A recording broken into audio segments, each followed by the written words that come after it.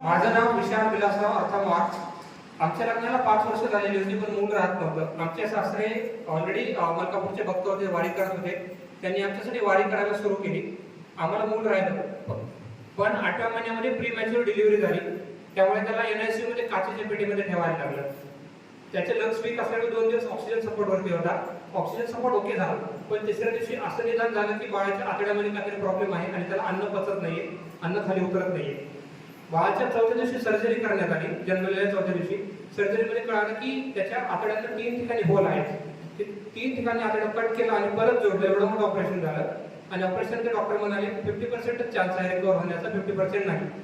मग आम्ही महाराजांना फोन केला की महाराज डॉक्टर असं म्हणत आहेत. महाराजांनी आशीर्वाद दिला. महाराज म्हणाले डबल आशीर्वाद, 8व्या दिवशी तुमचं बाळ ठीक होईल. अशा केसेसमध्ये जनरली बाळाला 15 दिवस लागतात पहिली संडास करायला आणि त्याचं दूध घ्यायला. पण आमच्या बाळाने अवघ्या 6व्या दिवशी संडास केली आणि 8व्या दिवशी बाळ दूध प्यायलं. 8 दिवसात आमचं बाळ नीट झालं आणि NICU बाहेर आलं. हा आमचा अनुभव.